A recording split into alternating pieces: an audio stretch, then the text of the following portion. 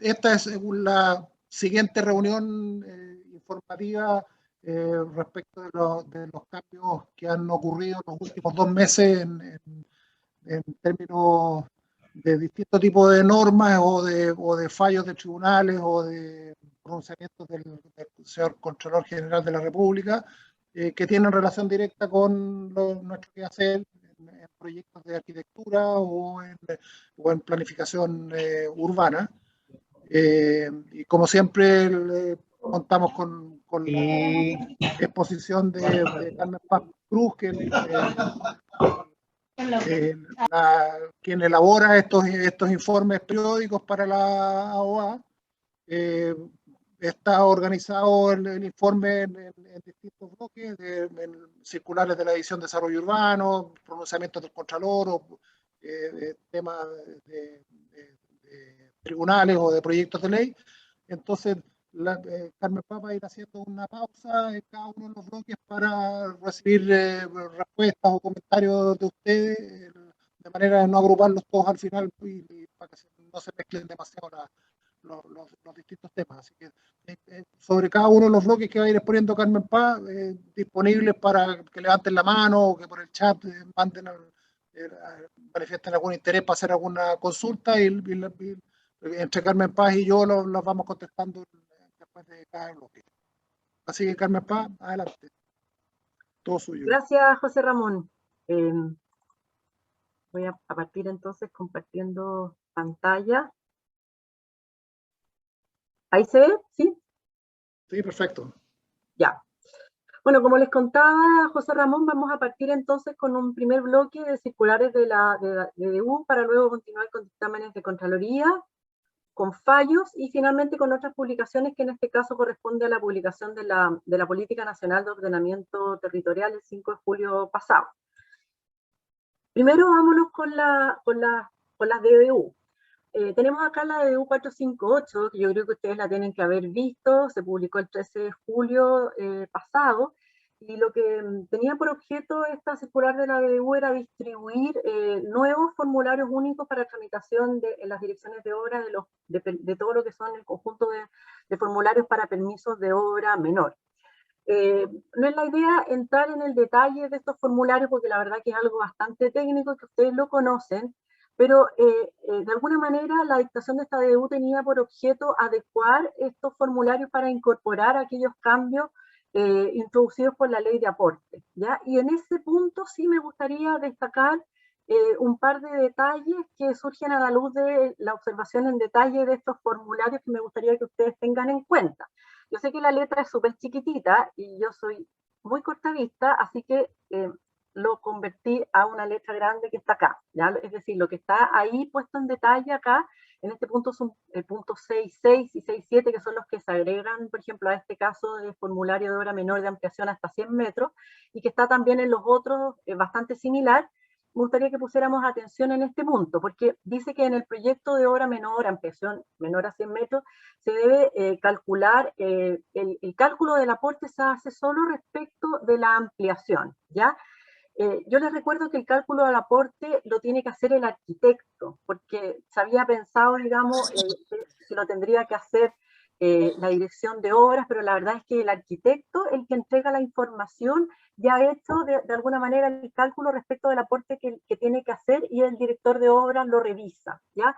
Ahora, dice acá que para efectos de una ampliación, por ejemplo, para calcular la densidad de ocupación, se debe considerar la carga de ocupación según el artículo 424 de la ordenanza, es decir, la tabla que nosotros ya conocemos de carga de ocupación, que se incrementa en los terrenos del proyecto sin considerar para este cálculo la cantidad de personas que ocupaban las edificaciones existentes, incluso si fueran demolidas para materializar el proyecto. Entonces, bien importante porque nos da acá digamos, la opción de que se descuenten la cantidad de personas que ocupaban las edificaciones existentes, por ejemplo, en el caso de una demolición o una ampliación, ¿ya?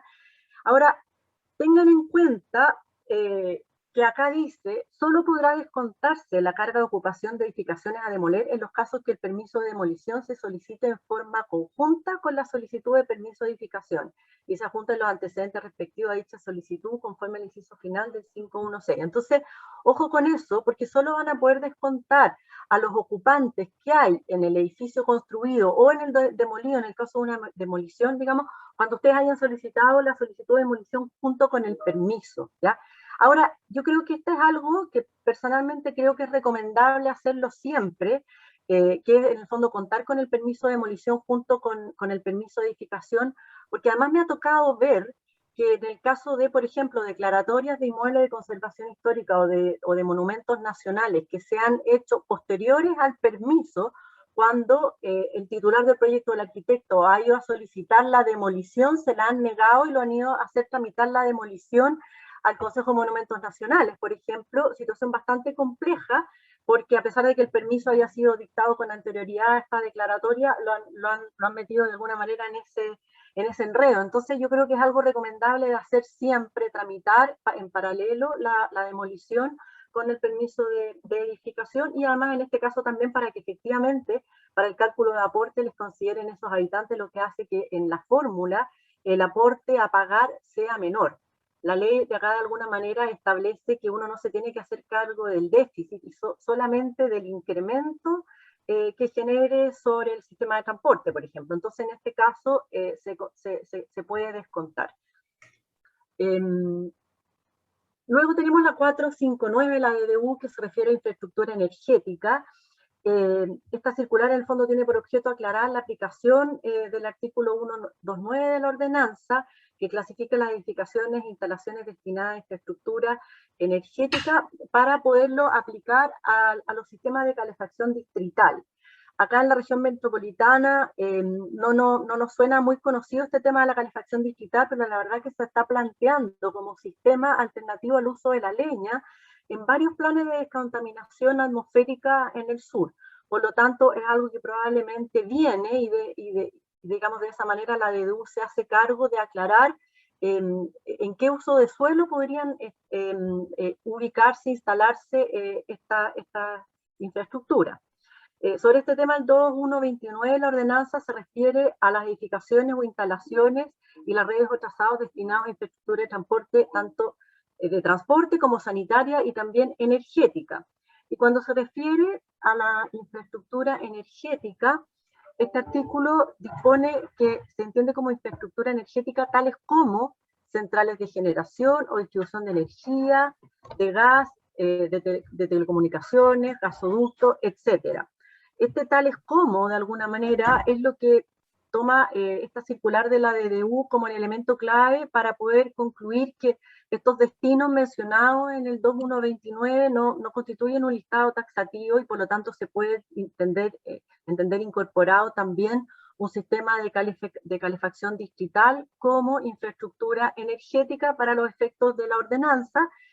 Y por ende, entonces, estas edificaciones e instalaciones asociadas a un sistema de calefacción distrital podrían entonces instalarse de acuerdo con el 2128 de la ordenanza en aquellas zonas en que el instrumento de planificación territorial permita la actividad de industria, ya que de acuerdo con este artículo, en esa zona siempre va a estar admitido el emplazamiento de instalaciones y edificaciones destinadas a infraestructura, de acuerdo con el artículo que vimos. Así es que de esta manera se aclara que estas infraestructuras destinadas a sistemas de calefacción distrital podrían ubicarse entonces en zonas, digamos, que permitan la actividad de industria, de acuerdo con esta interpretación. Y luego tenemos la DDU 460, que se refiere al aumento de volumen de construcción, y básicamente lo que hace es interpretar el artículo 62 de la ley, que lo vamos a ver en detalle para que se entienda bien a qué, digamos, va esta circular.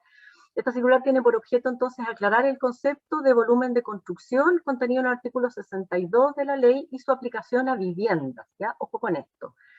De acuerdo con la jurisprudencia administrativa, tanto de la Contraloría como de la propia DDU en circulares anteriores, el concepto de volumen de construcción contenido en el artículo 62 se refiere a aumentos de la superficie edificada, la que se materializa a través de una ampliación. ¿Ya? Ambos conceptos están indicados en el artículo 1.2 de la ordenanza, por lo tanto tenemos claro lo que significa cada uno de ellos.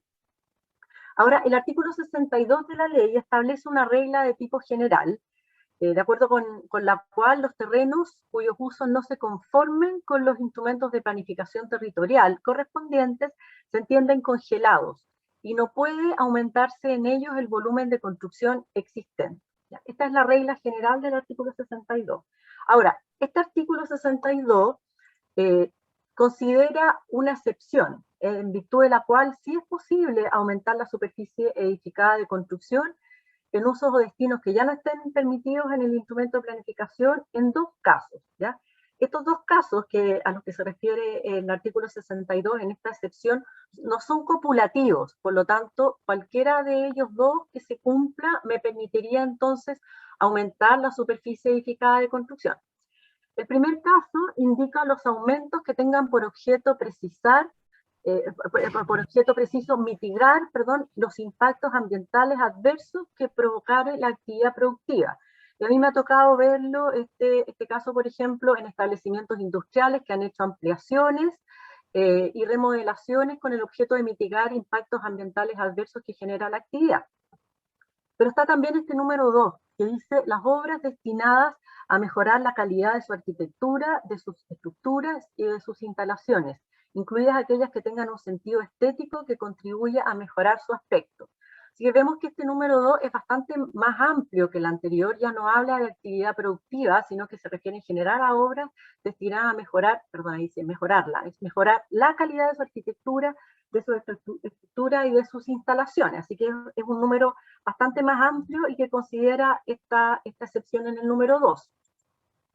Entonces, ¿qué dice la DDU sobre esta materia? Dice que respecto de si esta regla del artículo 62 y la excepción que tiene estos dos numerales solo se restringe a actividades productivas, el congelamiento corresponde a una norma legal aplicable a todo tipo de terrenos y no limitado a aquellos que amparen actividades productivas.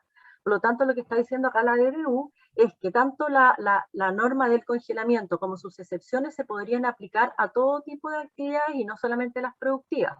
Por consiguiente, la norma analizada en esta circular también es aplicable a aquellos terrenos congelados con edificaciones destinadas a otros usos de suelos, entre ellos el residencial, lo que incluye el destino vivienda. Por lo tanto, si es que habían dudas respecto de si se podían aplicar estas excepciones del artículo 62 al destino vivienda, en el caso que esto esté congelado, de acuerdo con esta circular de la DDU, sí se podrían aplicar estas excepciones a uso vivienda y de esta manera entonces se podrían hacer ampliaciones, remodelaciones, etcétera, de acuerdo con este criterio que como vemos es bastante amplio, obras destinadas a mejorar la calidad de su arquitectura, estructura y sus instalaciones, incluidas aquellas que tengan un sentido estético. Esto a mí me ha tocado verlo en planos reguladores en que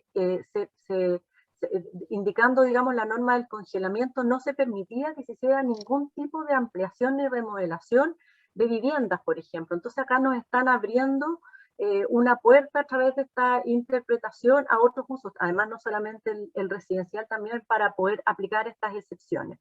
Así que desde ese punto de vista a mí me parece que esta circular es bien importante y positiva. Bueno, ahí con eso terminamos lo que son circulares, José Ramón. No sé si hay preguntas, porque yo no veo en este minuto el chat. A ver, me parece que no. ¿Hay alguna duda respecto? Vale. ¿Sí? Ya, pues.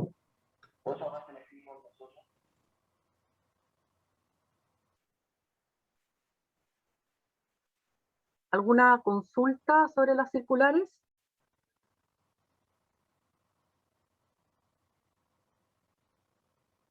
Parece que no.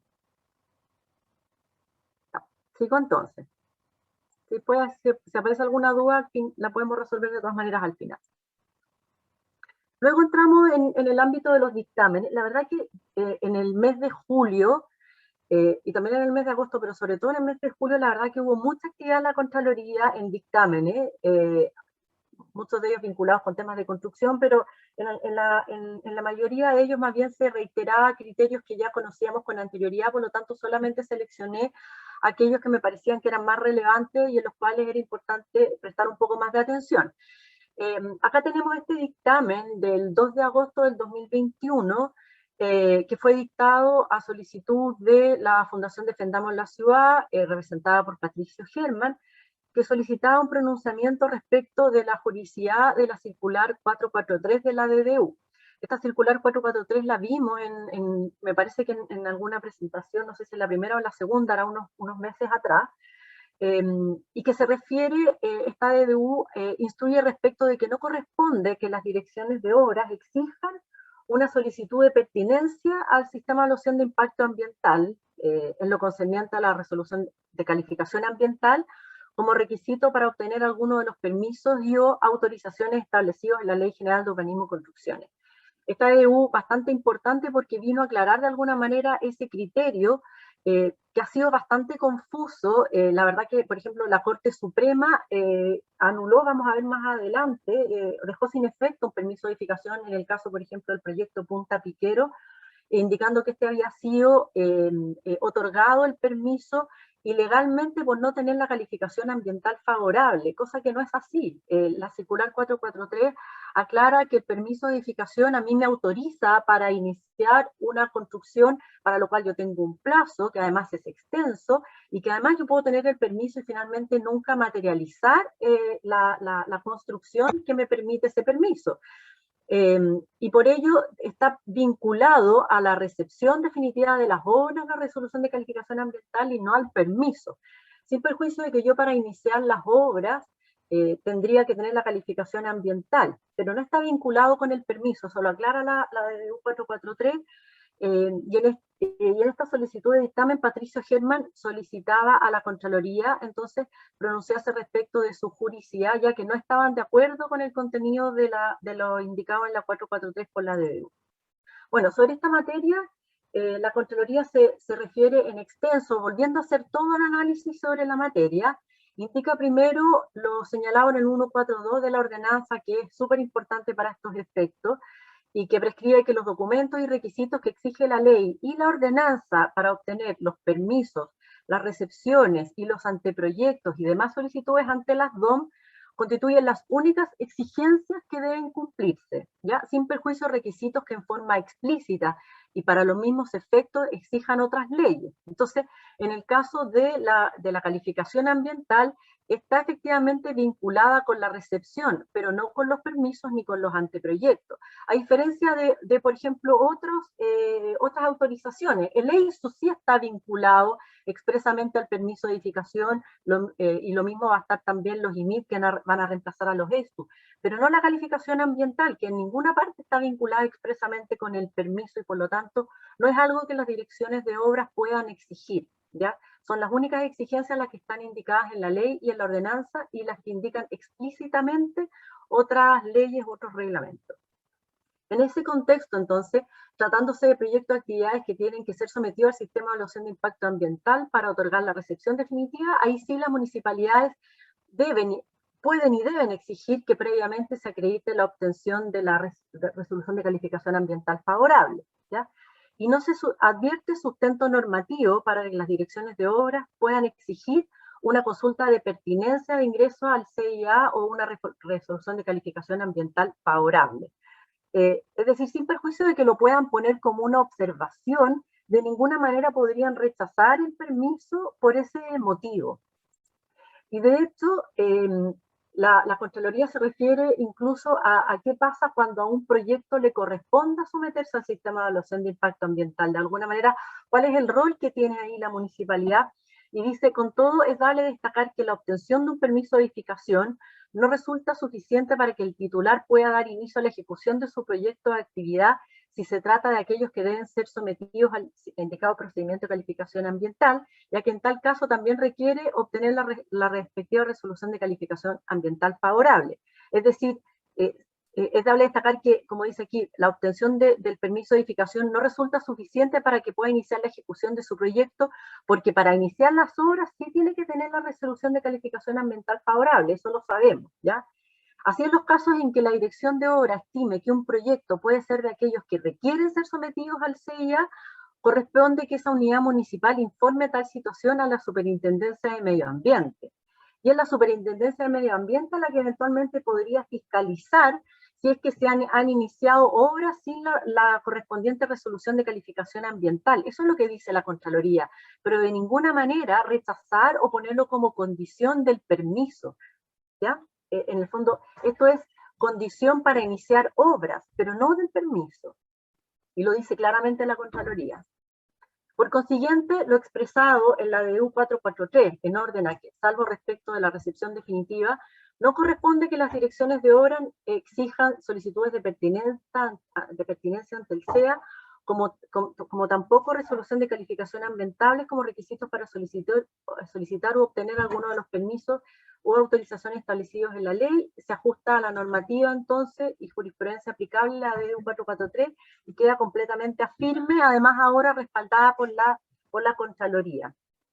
Me gustaría aclarar que este criterio de la Contraloría, totalmente alineado con lo que dijo la DDU en la circular 443, no ha sido interpretado de la misma manera por los tribunales. En varios fallos la Corte Suprema ha tenido interpretaciones distintas sobre esta materia. Pero no nos olvidemos que los fallos de la Corte Suprema, y no les estoy restando importancia, son muy importantes, pero tienen efectos relativos para las partes, ¿ya? Y si bien dictan jurisprudencia, la verdad es que la jurisprudencia de la Corte Suprema en este sentido ha sido bastante errática. Para algunos proyectos exige resolución de calificación ambiental al permiso, para otros no. Ha sido muy exigente en proyectos en la quinta región, para el proyecto Punta Piquero y para otros que se han desarrollado cercanos a la zona protegida que corresponde a las dunas de Concón. Pero finalmente lo que es importante y que me interesa transmitirles a ustedes es que para efectos de las direcciones de obra lo que es obligatorio son los dictámenes y las circulares de la DDU. Los directores de obras están obligados a aplicar las DDU y los dictámenes de Contraloría, porque efectivamente son instrucciones para ellos que tienen que ver con actos administrativos y las direcciones de obras son entes de la administración, por lo tanto están obligados a acatarlo. No así los fallos, como les decía yo, de tribunales que tienen efectos relativos y que son obligatorios para las partes. Luego tenemos este otro dictamen que es del 13 de agosto del 2021, que me parece que es bien... ¿Te puedo hacer una pregunta, Carmen Paz? Perdón, ¿sí? Respecto a lo anterior. En los temas de los proyectos industriales livianos, no industria minera ni gran industria, sino que fábricas, exigen una calificación industrial que es tramitada en el sistema de evaluación, que es como un impacto ambiental mínimo, así, o básico. Y el permiso no se otorga sin esa calificación. Y en el caso de las DIA tampoco. O sea, las DIA son como mandatorias. Y el problema que tiene eso, y sobre todo en proyectos en áreas rurales, es que eso tiene que además pasar por el SAC. Entonces, puede ser que tú estés tramitando un permiso por 1 año y medio, o tal vez más, producto de esa secuencia, digamos, de gestiones administrativas. Hay que tener ojo con eso porque algunas direcciones de obras son intransigentes en ese sentido y pueden parar una inversión por 3 años. Sí, mira, en este dictamen de Contraloría y lo mismo en la DDU 443 no se hace distinción respecto del tipo de proyecto. Por lo tanto, uno debiera entender que tanto la circular como este dictamen que vimos recién, que es este que está acá, se refiere a la obtención de un permiso de edificación para cualquier destino. Así que claro, me gustaría revisarlo eso. Si quieres, pues mándame los antecedentes, Fernando, para que lo podamos ver, pero no hace la distinción. Por lo tanto, las direcciones de obras tampoco debieran distinguir si es que para obtener ese permiso, evidentemente no para iniciar las obras, ¿ya? Ojo con eso, pero sí para obtener el permiso no debieran condicionarlo a la obtención de la resolución de calificación ambiental favorable. Así es que veámoslo, porque efectivamente no debiera ser así. Carmen Paz, ¿te puedo preguntar algo? Es que tocaste directamente un proyecto nuestro con la oficina Flaño Núñez Tuca, en que el dictamen y fallo de la Corte Suprema fue la anulación del permiso. Sin embargo, te oigo a ti y tú dices que solo las direcciones de obras deben acatar los dictámenes de Contraloría y no los fallos de la justicia. Eso no lo entiendo, porque el edificio ahí está botado, parado como un elefante blanco, a Sí, merced de las olas y de los... qué buena tu pregunta, pero es que en el fondo acá, ese caso, digamos, y hay varios en la quinta región que han sido parecidos, cuando yo me refiero a que los efectos, digamos, de esos fallos tienen efectos relativos porque solo afectan a las partes, evidentemente afectan a esas partes afectadas por ese fallo y a ese permiso, que efectivamente están en una situación, digamos, súper compleja porque fue declarado ilegal por la Corte Suprema. Pero no debiese ser, en el fondo, utilizado como argumento para otros permisos en las eso te direcciones lo de obra. entiendo. No hay Claro, jurisprudencia, eso lo no, entiendo. exactamente, es decir, para ese caso, efectivamente, ese fallo es definitivo, pero no para que una dirección de obra, te voy a dar un ejemplo cualquiera, en la Florida te dijera, no, señor, porque fíjese, señor de Sansón, que Lo tengo acá claro. usted tiene que obtener una resolución de calificación ambiental favorable en virtud de este fallo de la Corte Suprema. No. Claro. Sí, lo lamentable es que lamentablemente tú no eres miembro de la Corte Suprema porque tú no lo habías declarado ilegal, porque lo declararon ilegal exactamente por lo que tú dices que no se puede declarar ilegal por esta DDU 443 que lo ratifica. No era necesario tener calificación ambiental para tener el permiso y lo declararon ilegal por eso. Pero en fin, la Corte Suprema legisla a veces, no solamente emite fallos, se transforma en poder legislativo. 100% de acuerdo. Y en general hemos visto en el caso de estos proyectos de la quinta región, han habido algunos también parecidos. Me tocó ver hace poco un fallo de la Corte Suprema por un proyecto en Puerto Montt, en que en el fondo vincula el permiso de edificación a la resolución de calificación ambiental favorable cuando no están vinculados ni en la ley general ni en la ley de base del medio ambiente. Por lo tanto, son fallos en que hacen una aplicación total, o sea, una interpretación totalmente antojadiza de la ley.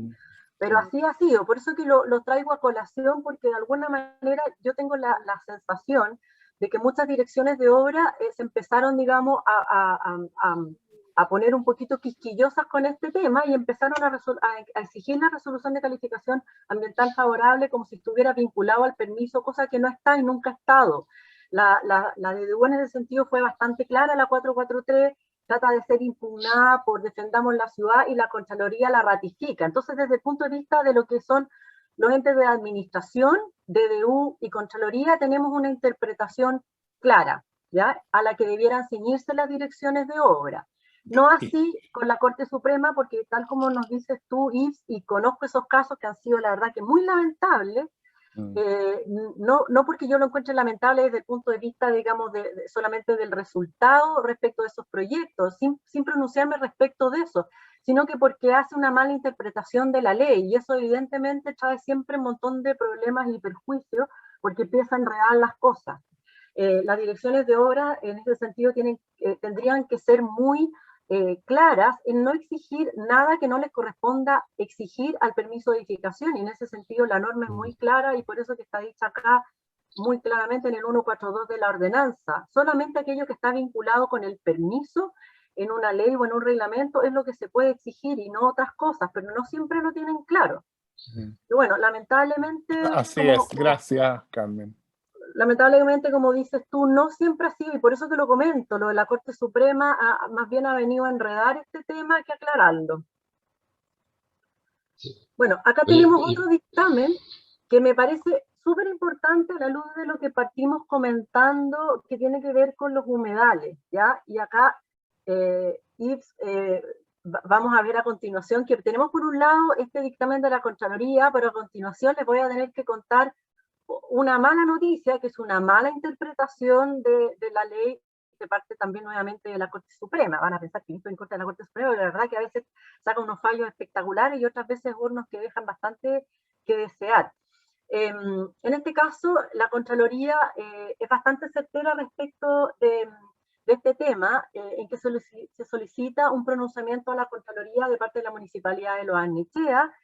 Y a su vez, como vemos en este segundo párrafo, también Defendamos la Ciudad, la Fundación Defendamos la Ciudad, representada por Patricio Germán, solicitó también un pronunciamiento a la Contraloría sobre esta misma materia, y tiene que ver con las medidas que el municipio le correspondía adoptar en el marco de la ley de humedales respecto de la ejecución de un proyecto que es Canalización Quebrada Carrizo y Embalse Punta Águila, conocidos como tranque Los Trapenses, que contaba con una autorización de la DGA y que en atención a ello, este proyecto implicó el corte de vegetación, destrucción de zonas de nidificación de aves y eliminación de un humedal de acuerdo con lo que se plantea en la solicitud de dictamen, ¿ya? Aquí, ¿qué dice la Contraloría? Dice que claramente para que las obras, programas o actividades que se ejecuten en humedales urbanos o que puedan significar una alteración física o química de estos humedales tengan que someterse al sistema de evaluación de impacto ambiental, es necesario que aquellos, es decir, estos humedales, hayan sido declarados como tales en las condiciones previstas en la mencionada Ley 21.202, Ley de Humedales y su reglamento. Es decir, la Contraloría dice claramente que para que sean objeto de protección de parte de la municipalidad o para que el titular de un proyecto tenga que someterse al sistema de evaluación de impacto ambiental en virtud de que puede afectar sus condiciones físicas o químicas, este tiene que haber sido declarado como tal, y para eso justamente se dicta la Ley 21.202 y su reglamento, la Ley de Humedales, justamente para que a través del procedimiento que establece la ley, que solicita un montón de antecedentes técnicos para declarar como tal un humedal, ¿ya? Y no cualquier zona que uno piense que puede ser un humedal, ¿ya? Ahora, a la época de aprobación de este proyecto de la DGA, la ley 21.202 ni siquiera había sido dictada. Por lo tanto, los humedales urbanos, si es que son tales, no contaban con la protección especial que esta ley actualmente establece. Sin perjuicio de ello, dice la Contraloría, en la actualidad dicho embalse se encuentra en proceso de tramitación. Efectivamente, hará un par de meses atrás, la Municipalidad de Lo Barnechea solicitó al Ministerio de Medio Ambiente que declarara esa zona como humedal urbano, todavía no ha sido declarado como tal. De manera de que en el evento de que sea en definitiva declarado como humedal urbano, tendrá que evaluarse el ingreso al sistema de evaluación de impacto ambiental de los proyectos o actividades que se realicen en esa zona o que lo puedan afectar. Ahora, en cuanto a la consulta que hace la municipalidad respecto de cuáles son las atribuciones que tienen los municipios en materia de humedales urbanos y a las medidas que el municipio puede y debe adoptar sobre la materia, hay que recordar que de acuerdo con la Ley Orgánica de Municipalidades, la 18.695, las municipalidades tienen atribuciones en materia de protección del medio ambiente y que son bastante anteriores, de hecho, a la dictación de la Ley de Bases del Medio Ambiente.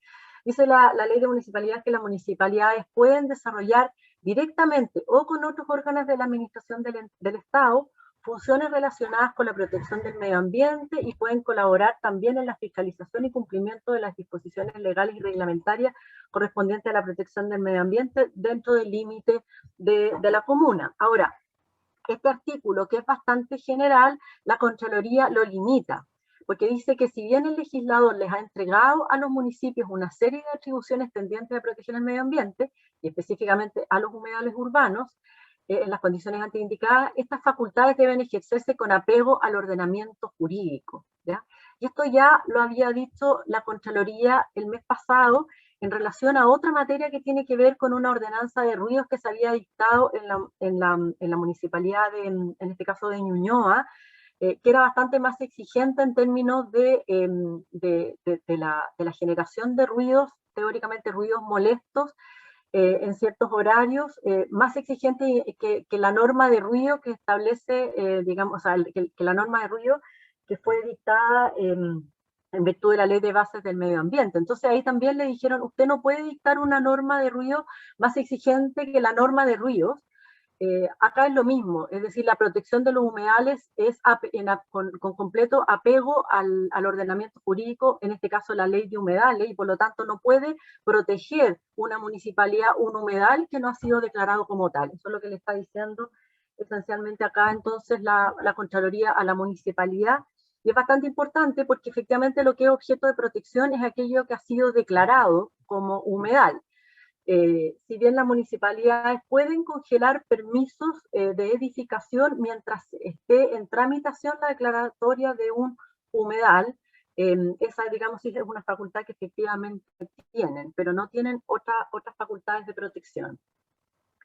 Ahora, Este dictamen de la Contraloría, que es bastante claro, va en una línea totalmente distinta que algo que había dicho la Corte Suprema el 23 de julio pasado en relación a un humedal urbano en la ciudad de Puerto Montt. Acá, digamos, la inmobiliaria pretendía construir un proyecto de más de 200 viviendas dentro de la misma zona de conservación de este humedal urbano llamado Artesanos de Alerce en la ciudad de Puerto Montt. La verdad que este es un humedal que no ha sido declarado como tal, de acuerdo con la ley, y que por su parte la Municipalidad de Puerto Montt les ha otorgado los permisos de edificación desatendiendo sus deberes de protección y conservación ambiental y en estricta contradicción con su propio actuar, ya que la misma solicitó al Ministerio de Medio Ambiente la protección del mismo sitio por ser un humedal urbano. Acá, al contrario de lo que vemos en el caso anterior, la Municipalidad había otorgado estos permisos de edificación para la construcción de estas 200 viviendas con anterioridad a su propia solicitud de declaratoria de humedal urbano. Sin embargo, la Corte Suprema indica que la Municipalidad indica que a la fecha de gestionar los permisos, la inmobiliaria cumplía con todas las exigencias previstas en la norma, por lo que la Dirección de Obras estaba en obligación de otorgarlo. Señala asimismo que al momento de la aprobación de los permisos, la Dirección de Obras no contaba con el estudio y dimensiones del humedal emplazado en el sector próximo al proyecto, ni sobre su alcance y zona de recuperación. Añade que la ley 21.202 de humedales urbanos entró en vigencia con posterioridad a la entrega de los permisos citados. Es bien parecido que el caso anterior. Sin embargo, el Servicio de Evaluación Ambiental indicó que un proyecto o actividad a ejecutarse total o parcialmente dentro de un límite urbano de un humedal debe ingresar de manera obligatoria al sistema de evaluación de impacto ambiental, de acuerdo con el artículo 10 de la ley 19.300, letra S, y dice la Corte porque para efectos del CIA es objeto de protección cualquier humedal que se encuentre total o parcialmente dentro del límite urbano, independiente de la declaratoria de humedal urbano a cargo del Ministerio de Medio Ambiente. Es decir, un criterio totalmente desapegado a lo que dice la ley, porque la verdad es que la ley 21.202, ley de humedales, justamente se dictó para generar un procedimiento declaratorio de humedal urbano. Y a partir de que sea declarado como tal, es objeto de protección, y no antes. Bueno, acá la Corte Suprema está diciendo exactamente lo contrario que lo que correctamente dice la Contraloría en el dictamen que vimos con anterioridad y que es muy similar para este proyecto en Lo Barnechea. Entonces, por eso lo junté y en este caso me salté mi propia regla de que pudiéramos ir haciendo preguntas terminados los dictámenes, pero la verdad es que como con la pregunta de Yves y también de Fernando, súper interesante, la verdad es que lamentablemente vemos que hay a veces criterios súper dispares entre lo que dice por un lado la Contraloría con lo que dice la Corte Suprema en estos fallos que van con un criterio muy de protección, a pesar de que en el caso de Puerto Montt ni siquiera había sido, digamos, al momento de otorgar los permisos de edificación, ni siquiera había sido solicitada la declaratoria de humedal de la zona correspondiente.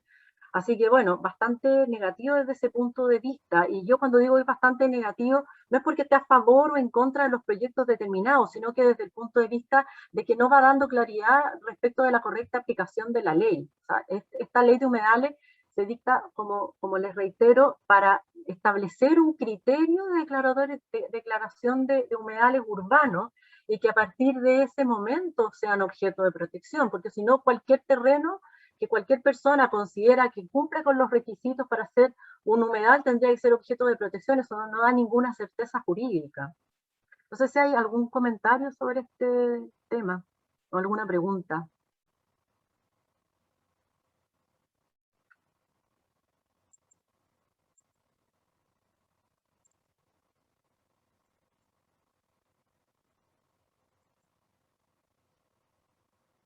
Bueno, y finalmente entonces este fallo de la Corte Suprema dice que aún cuando este humedal artesano no había sido declarado como humedal urbano de acuerdo con la ley 21.202 y estuviera en proceso de tramitación esa declaratoria, dice que los antecedentes permiten reconocerlo como un ecosistema constituido por la acumulación de aguas en el que existe y se desarrolla biota acuática, fauna y flora y en consecuencia objeto de la protección antes referida.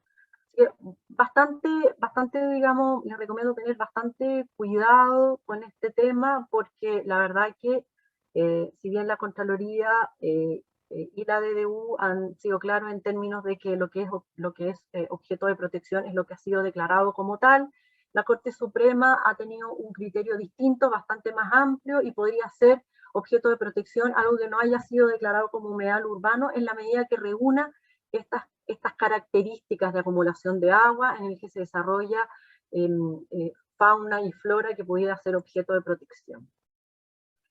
Luego tenemos Sí, en otro tema... Carmen Paz, sí, ¿Sí? te puedo hacer un comentario sobre los humedales. Ponte la foto anterior. Sí. Sí, mencionar nomás que el tema lo analizamos en el Comité de Normas del Lago A, y nos parece que una vez más se constata una deficiencia bastante seria, diría yo, del Ministerio de Vivienda y Urbanismo actual, en relación a que una cosa son la realidad natural de los humedales y el valor que tengan y la necesidad de protegerlo. Que cuando el caso lo amerita, estamos todos de acuerdo en que debieran ser protegidos Por supuesto. y tratados de manera que no se les produzcan efectos negativos. Sin embargo, estamos hablando de humedales urbanos, y al hablar de humedales urbanos, eso necesariamente se vincula con el sistema de planificación territorial que tenemos en Chile, que se desarrolla a través de los planos reguladores. Los planos reguladores, yo diría que desde siempre han tenido la atribución de establecer zonas de protección, entre otras cosas, por características naturales que ameritan que alguna zona o alguna área tenga alguna protección especial. Entonces, lo que aquí se produjo es, una vez más, una iniciativa de parlamentarios, no del Ejecutivo, que buscando una protección del medio ambiente, en la cual estamos todos de acuerdo, en vez de utilizar las herramientas existentes para producir eso dentro del sistema que todo el mundo conoce respecto a lo que no se puede o no se puede hacer en un terreno urbano determinado, generaron una ley que es paralela a la Ley General de Urbanismo y Construcciones, que no se inserta dentro del sistema de planos reguladores que conocemos nosotros. Por lo tanto, era inevitable esta distinta mirada entre Contraloría o el mismo Ministerio y lo que puede hacer la Corte Suprema. Los tribunales analizan el tema con una mirada más amplia, y si el legislador, en este caso, tomó la resolución de establecer un mecanismo para declarar los humedales protegidos, que no pasa por el mecanismo de modificaciones de los planos reguladores, bueno, me parece que a mí que lo correcto. La falla aquí está en el Ministerio de Vivienda en no haber advertido o incluso dada la materia que se estaba tratando, era una materia que necesitaba el visto bueno del Ejecutivo, haberla encauzado a través de los planes reguladores y no generado un mecanismo aparte de lo que es la planificación territorial, porque eso lo único que hace es superponer planos y producir todo tipo de conflictos y confusiones. Como digo, más allá de estar de acuerdo con el tema de protección natural en los casos que aquello se justifique, pero hagámoslo de manera dentro de los sistemas que conocemos, digamos, hay una participación tanto de la comunidad como de los profesionales, en este caso de los arquitectos que hacen planificación urbana, para analizar los temas y ver la pertinencia o no de incorporar algo en el plano regulador, sea intercomunal o sea comunal. Pero estos mecanismos fast track, así por paralelos a la planificación urbana, me parece pésimo, porque va a generar, junto con protecciones muy merecidas que podrían haber sido recogidas perfectamente por el regulador, seguramente van a haber muchos casos que no tienen nada de merecido y que obedecen a otras cosas más bien de tipo bloqueo de áreas para construir que otra cosa. Una vez más, insisto, una deficiencia bastante seria del Ministerio de Vivienda actual. Es Ese era el bastante, comentario. sí, es totalmente cierto lo que planteas tú, José Ramón, y la verdad es que al no conversar la ley de humedales con la ley general de urbanismo y construcción y con el sistema de planificación con el que contamos, finalmente esto va a ser, y ya se ve venir, es decir, se están declarando un montón de, o sea, la verdad que yo le estoy haciendo seguimiento y son más o menos entre 8 a 10 humedales mensuales que se están declarando. O sea, yo les recomiendo meterse al sitio del Ministerio de Medio Ambiente y revisarlo, y la verdad que es impresionante porque la actividad que hay en materia de declaratoria de humedales ha sido impresionante desde la aprobación del reglamento hasta ahora. O sea, tenemos 9 meses en que yo creo que deben ser, creo que no me quedo corta si son 50 los humedales que tenemos en este minuto en el listado, por lo menos, ¿ya? Ahora, el problema que se va a generar es súper complejo porque al no conversar el instrumento de planificación con la declaratoria de humedal, finalmente se declara un humedal urbano, tal como dice José Ramón, dentro de un área planificada que permite la construcción de acuerdo con un uso de suelo que puede ser residencial, de vivienda, etcétera. Y el día de mañana eso va a ser el conflicto con la comunidad gigante, porque tú tienes permisos de edificación, o incluso para lo que ya está construido ahí y que tú quieras hacer una ampliación o una remodelación o lo que sea, y la verdad es que va a estar en una zona declarada como humedal, entonces la fuente de conflicto es enorme. Acá vemos en el caso de este fallo de Puerto Montt, con un proyecto con permisos de edificación otorgados para construir 200 viviendas, antes incluso de que se aprobara la ley, y resulta de que le están diciendo que tienen que someterse al sistema de evaluación de impacto ambiental, no sabemos cómo va a terminar eso. Entonces es súper complicado porque nuevamente nos encontramos con una situación en la que la certeza jurídica que se tiene respecto de un permiso de edificación totalmente otorgado dentro digamos, de la validez de la ley, y una declaratoria de humedal posterior puede terminar afectando entonces esos permisos válidamente otorgados. Entonces es súper complicado. La verdad que efectivamente esto debió hacerse dentro del ámbito de la planificación y reconocer los humedales dentro del ámbito de los instrumentos de planificación, pero no con una superposición de distintos instrumentos que además no conversan. Y además es súper difícil, y es algo que yo creo que nos vamos a tener que involucrar más, al menos es mi recomendación, es en el procedimiento mismo de la declaratoria y cuáles son las herramientas legales con las que uno cuenta en el caso de tener un permiso de edificación aprobado o algo ya en proceso de construcción, por ejemplo, durante la declaratoria de un humedal, para que eso efectivamente sea reconocido como tal, porque la verdad es que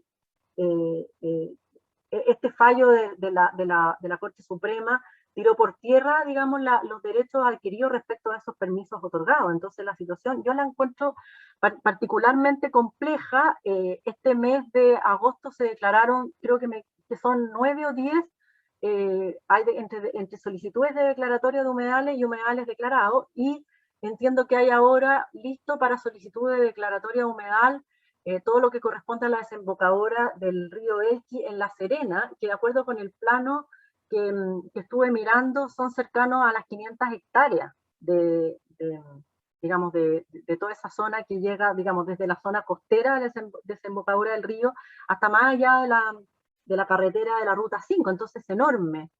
Y eso va a afectar a un montón de permisos y anteproyectos que están ahí otorgados ya, de lo que entiendo, digamos, en esa zona. Así que, ojo, digamos, el tema de los humedales está, digamos, bastante complejo y hay que hacerle seguimiento. No sé si hay alguna otra pregunta sobre ese tema, sino para seguir entonces con este otro fallo. Bueno, acá tenemos un fallo de la Corte Suprema respecto de es un rechazo a un recurso de casación que interpuso en este caso la empresa inmobiliaria, y se está confirmando la sentencia de la Corte de Apelaciones de Santiago, que había ratificado la invalidación de un permiso de edificación en la comuna de Estación Central. Ustedes saben que son varios los anteproyectos y permisos que fueron invalidados por la construcción, digamos, en que se aplicaba el sistema de agrupamiento de la edificación continua, sin que existiera en esa zona una norma de altura máxima establecida por el Plan Regulador Comunal. Entonces, se ratifica digamos, lo fallado por la Corte de Apelaciones y la declaratoria de ilegalidad de ese permiso. Acá la Corte Suprema reiteró que no es posible aplicar el sistema de agrupación de edificación continua si el plan regulador respectivo no establece una altura máxima de edificación, y dice que de la interpretación armónica y sistemática entre el concepto de edificación continua, que está en el 112 de la ordenanza, y la libre determinación que establece el 12.1, en realidad esta libre determinación sería la libertad que tiene el titular del proyecto para optar entre alguno de los tres sistemas de agrupamiento, es decir, aislada, pareada o continua, pero que en el caso de optar por la continua solo va a poder aplicar este sistema de agrupamiento si es que el instrumento de planificación considera una altura máxima, y no como ocurría en estos proyectos que no había altura máxima al momento de que se otorgó ese permiso. La Corte también rechaza una contravención a la doctrina del congelamiento de las normas urbanísticas que existiría al aprobarse el anteproyecto o permiso de edificación. Ojo con esto, porque dice que por cuanto el permiso en cuestión fue dictado en contravención de la normativa urbanística existente al momento de su otorgamiento, siendo ilegal. Y señala que el permiso de edificación invalidado fue otorgado después de haberse dictado la circular DDU 313, de modo que no existe la retroactividad denunciada. Acá la inmobiliaria de alguna manera reclamó que al momento de otorgárseles a ellos el anteproyecto en el cual se basaba este permiso de edificación, no había sido dictada la circular 313, que fue la que estableció que no se podía aplicar el sistema de la edificación continua cuando no existía una altura máxima establecida por el instrumento. Pero la Corte no reconoce que exista un congelamiento de las normas urbanísticas para el anteproyecto respecto de una interpretación de circular de la DDU. Y eso, ojo, yo lo encuentro, digamos, que es importante que lo tengan en cuenta, porque entonces yo estaría amparado con mi anteproyecto respecto de las normas vigentes al momento de aprobarse el anteproyecto, respecto de cambios del instrumento de planificación. La Corte Suprema no considera que este criterio de la DDU significa que haya un cambio de norma, sino que lo que dice acá la Corte en este fallo es que esta era la correcta interpretación de la norma, que así se debió interpretar siempre, con el criterio que establece la DDU 313, y que por lo tanto nunca se debió aprobar un permiso de edificación permitiendo la edificación continua sin que existiera una norma de altura máxima en el instrumento correspondiente. Así es que, bueno, si bien esto, digamos, para este caso, estos casos de Estación Central se ha ido reiterando este criterio, yo les recomiendo que en el caso de duda respecto de un proyecto, las interpretaciones, digamos, de la DDU no las considera por lo menos la Corte como cambio de norma, y por lo tanto no estarían protegidos por un anteproyecto en el caso de un cambio de interpretación de la DDU. Eso es bastante complejo y por eso lo destaqué en esta presentación, para que lo tengan muy en cuenta. Finalmente, la Corte Suprema descarta la existencia de situaciones consolidadas como un límite para la invalidación del permiso de edificación, señalando que ese límite no se conforma con la regla del artículo 53 de la Ley 19.880. El artículo 53 es el que permite invalidar los actos de la administración que hayan sido dictados en contravención con la ley o reglamento. Dice que no establece un límite respecto de esa posibilidad de invalidar los permisos, del hecho de que ellos tuvieran un permiso de edificación obtenido que les otorgaba derechos, además obtenidos de buena fe, porque acá cuando yo obtengo un permiso de edificación que me entrega en este caso una municipalidad como administrado, estoy actuando en confianza, en la confianza legítima de que la administración actúa dentro del marco de la legalidad. Yo no tengo por qué suponer que el permiso de edificación está siendo dictado en contravención a una ley, menos si en el fondo además la DDU 313 ni siquiera había sido dictada al momento de que ellos habían obtenido el anteproyecto. Pero la verdad es que acá la Corte Suprema no reconoce ese límite de poder limitar la potestad invalidatoria que tiene la administración. Ahora, nuevamente, yo parece que estoy como pro Contraloría hoy día, pero lo que pasa es que la Contraloría ha tenido un criterio distinto en este tema. La Contraloría sí reconoce derechos adquiridos de buena fe y la confianza legítima en los actos de la administración como límite a la potestad invalidatoria, y lo ha reconocido varias veces. A los que les interese este tema, yo les puedo hacer llegar dictámenes sobre esta materia. La Contraloría sí reconoce estos límites y ha reconocido derechos adquiridos de buena fe en el caso de permisos de edificación que hayan sido dictados, digamos, y que hayan sido obtenidos de buena fe, con confianza legítima en los actos de la administración. Y no sé si este es el caso tuyo, Yves, pero, o es otro, pero este corresponde al proyecto Punta Piqueros, que lo traje porque hay un recurso de protección en contra de la Seremi de Valparaíso, que se está declarando admisible este recurso, en que se solicitaba la demolición de este proyecto que corresponde a este hotel. Para los que no tengan claro, bueno, acá de todas maneras lo que se hace es que se acoge, se declara admisible. Eso no significa que se va a declarar necesariamente la demolición, sino que nuevamente se están solicitando los antecedentes tanto a la Dirección de Obra como a la Seremi para que la Corte va a estudiar si procede o no la demolición, que además es una situación súper delicada, tal como dijimos acá, porque esto es un caso, digamos, en que no se reconoció la validez del permiso de edificación porque se vinculó con la calificación ambiental del CEA. Esto es un proyecto que viene, digamos, el 10 de enero del 2011, la inmobiliaria Punta Piquero obtuvo la aprobación del permiso de obras que autorizaba la ejecución de obras para este Hotel Punta Piquero.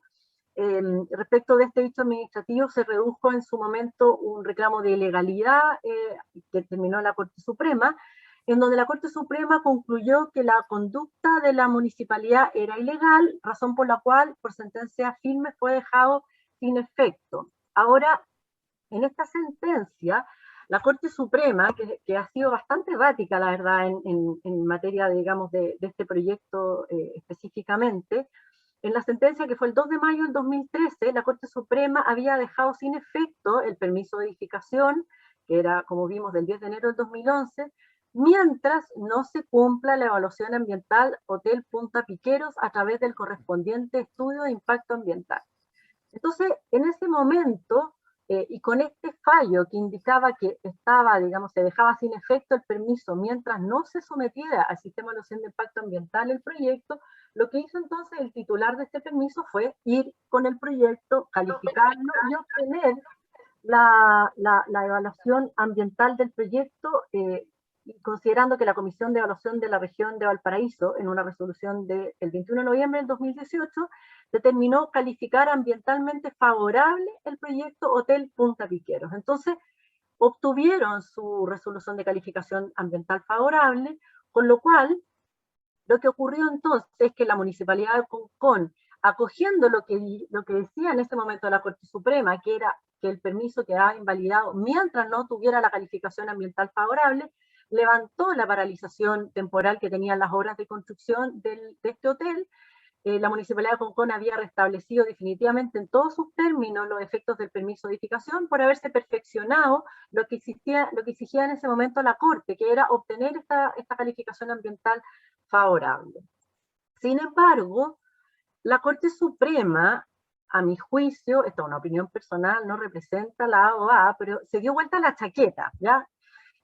Porque la Corte Suprema finalmente, frente a un recurso de protección que se presentó y que llegó hasta la Corte Suprema, indicó que resulta claro que se resolvió que la actuación de la Municipalidad de Concón al emitir el permiso de edificación sin que el proyecto contara con las aprobaciones ambientales era ilegal. ¿ya? Y acá está lo que estábamos comentando al principio de la reunión. Acá la Corte Suprema vinculó el permiso de edificación indicando que no se pudo otorgar ese permiso de edificación sin contar con la calificación ambiental favorable, porque eso lo convertía en un permiso ilegal, cosa que no es así, porque no están legalmente vinculados.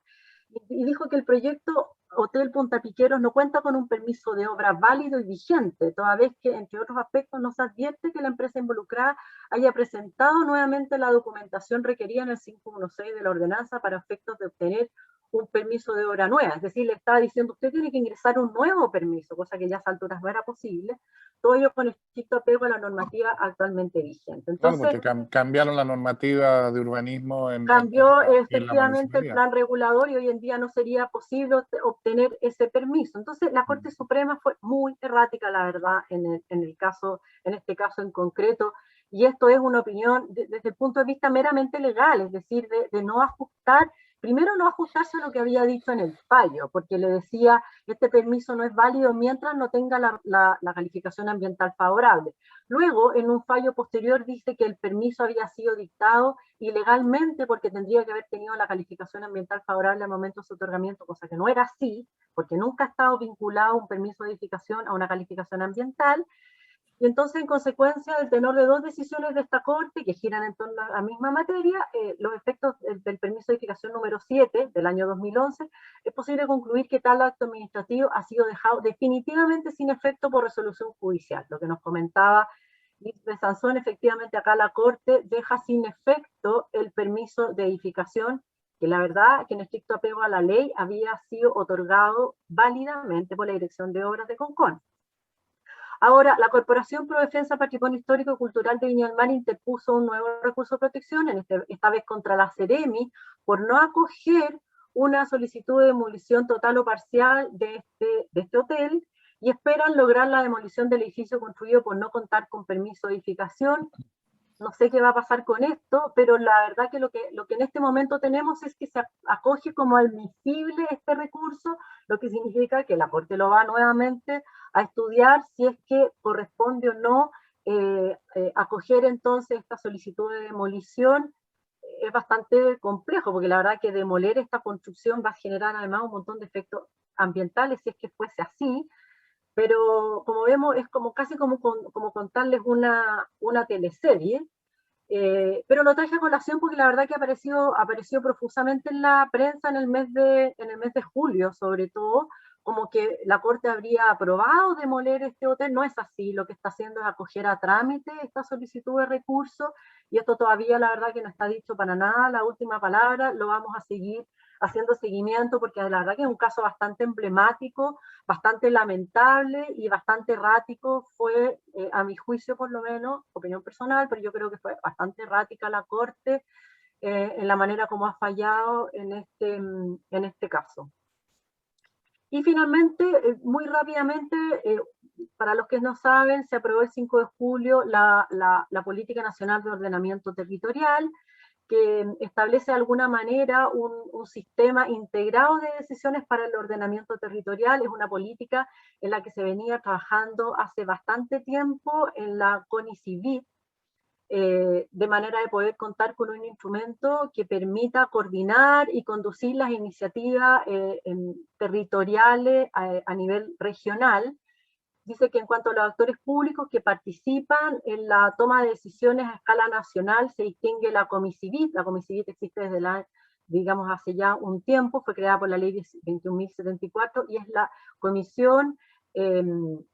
Comisión Interministerial de Ciudad, Vivienda y Territorio, como la principal instancia de coordinación en materia de decisiones relacionadas con el desarrollo y ordenamiento territorial, sin perjuicio que a escala regional también existe el rol que le cabe a los gobiernos regionales y a los gobernadores hoy, evidentemente también en materia, digamos, de atribuciones en ordenamiento y planificación y gestión territorial. Lo mismo los consejos regionales y los ministerios representados en los gobiernos regionales que conforman la COMICIVIT en su nivel regional, así como otros órganos públicos regionales involucrados en la gestión del territorio. A nivel local también le corresponde a los municipios involucrarse en los procesos de decisión sobre el territorio. Indica, digamos, que la Política Nacional de Ordenamiento Territorial es llamada a orientar las políticas e instrumentos que se enmarcan en determinaciones estratégicas con efectos nacionales, como la Política Nacional de Desarrollo Urbano, Política Nacional de Desarrollo Rural, Política Nacional de Acuicultura. Esto es a modo de ejemplo porque son muchas más. Y además se consideran otras políticas, tales como la Política Nacional de Reducción de Riesgo de Desastre, Política Nacional de Uso de Borde Costero, de Oceánica, de Energía, de Áreas Protegidas, Forestal, etcétera, etcétera, entre otras que nombra este decreto. La verdad es que si bien es una política que podríamos decir que aparece a la luz de lo publicado en este decreto como algo bastante general y más bien indicativo, viendo lo que ha ocurrido, con la Política Nacional de Desarrollo Urbano, creo que de alguna manera sí ha tenido un rol en ir fijando ciertos criterios para lo que es el establecimiento digamos, de ciertos principios, tanto en leyes como en reglamentos. Por ejemplo, la ley de integración, modificaciones a la ordenanza también en materia de integración, etcétera. Esperamos que pueda tener algún rol importante en materia de generar una mayor coordinación dentro de la cantidad, digamos, de instancias y entes que tienen atribuciones en todo lo que tiene que ver con políticas de ordenamiento territorial. La verdad que a la luz de lo que comentaba José Ramón, hasta la fecha no se ve mucha coordinación y la verdad que se van superponiendo políticas, leyes sobre el territorio que no siempre conversan adecuadamente. Esperemos que esta política nacional contribuya en un mayor ordenamiento y coordinación en lo que tiene que ver con iniciativas a nivel del territorio de las regiones. Eso es lo principal, no todo, pero de lo principal de lo que ha ocurrido en los últimos 2 meses en materia de normativa. No sé si hay alguna pregunta o algún comentario.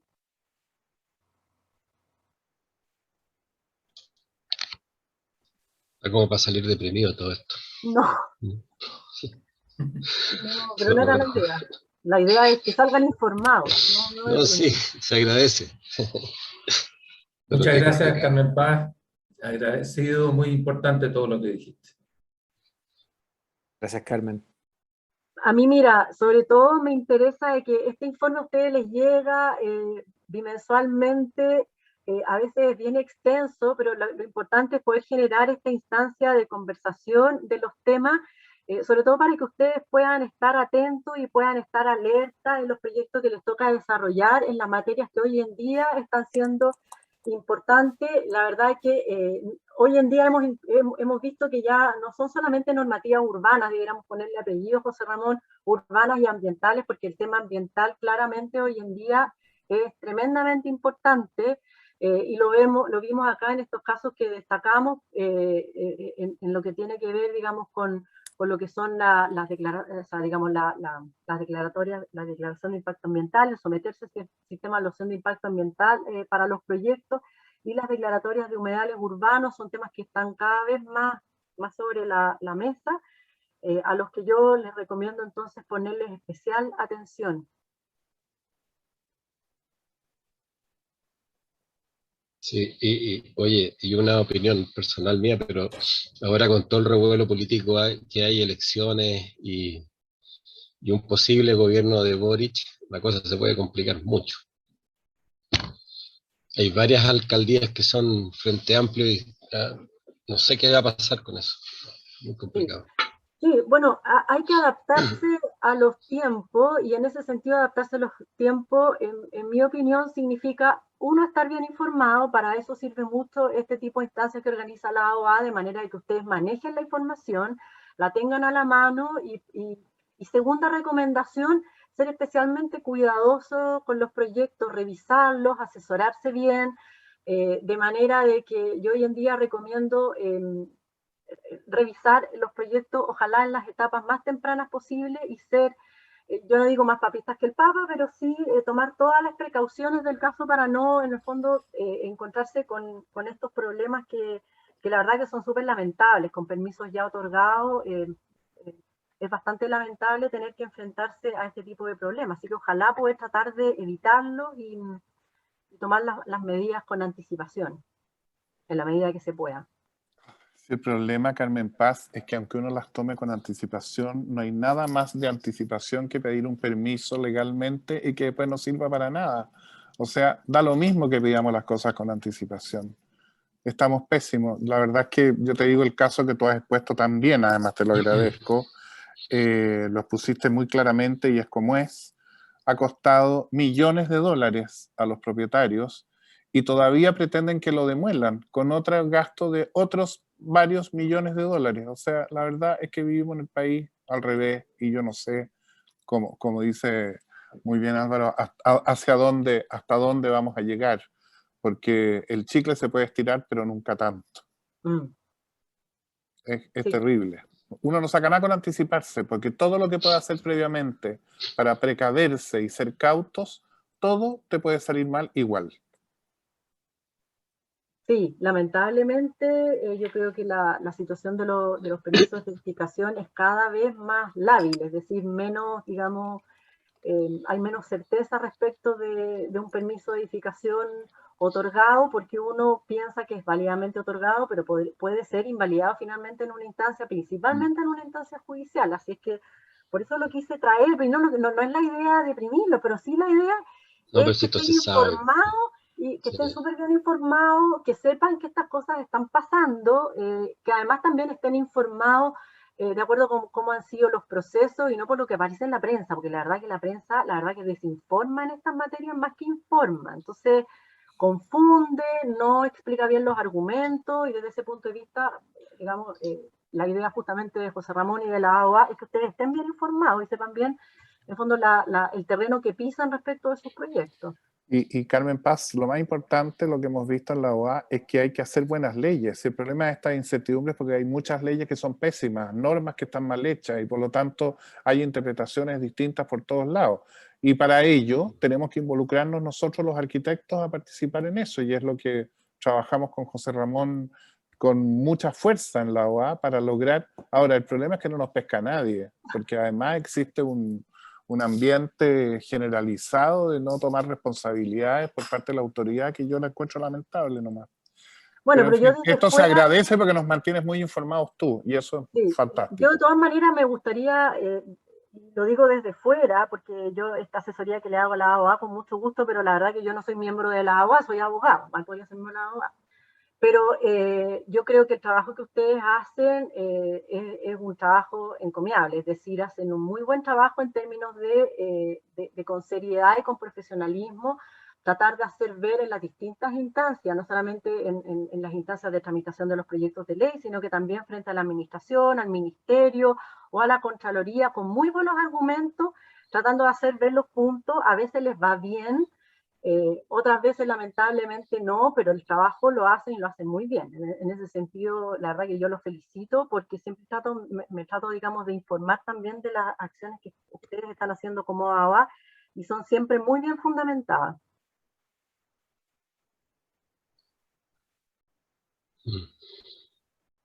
Está muteado José Ramón.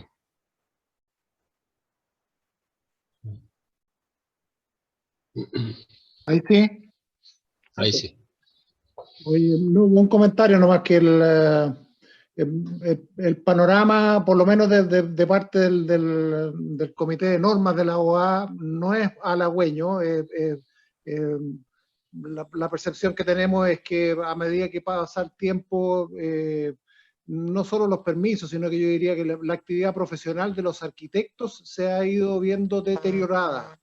Los arquitectos necesitan no muchas cosas para hacer su trabajo, pero una cosa que sí necesitan es tener reglas claras o tener un panorama claro ahí donde les encargan un proyecto o donde quieren hacer un proyecto.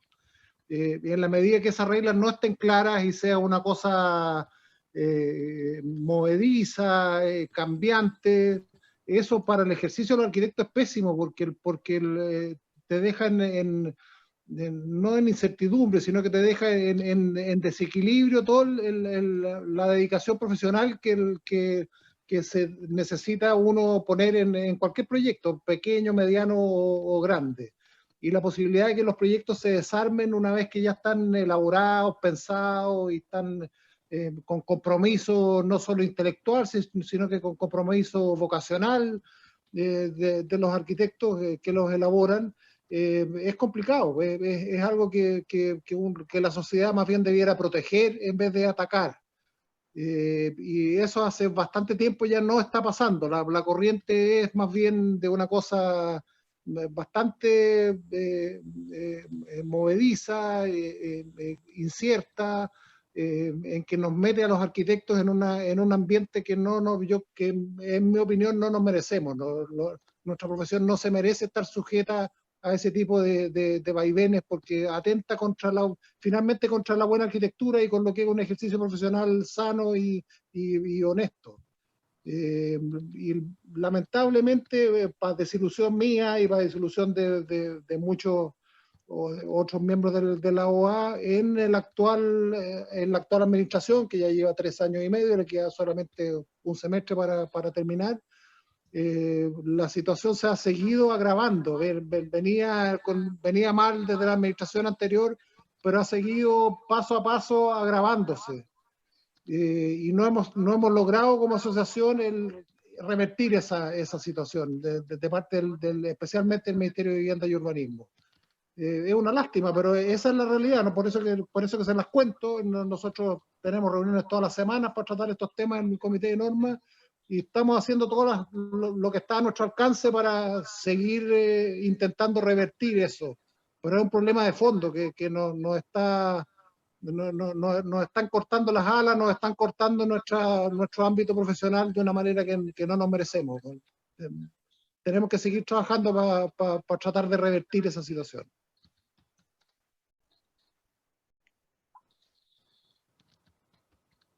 Vamos, Carmen Paz, muchas gracias por la presentación. Gracias, Carmen Paz. Gracias a ustedes, hasta la próxima. Sí, nos estamos viendo en la próxima.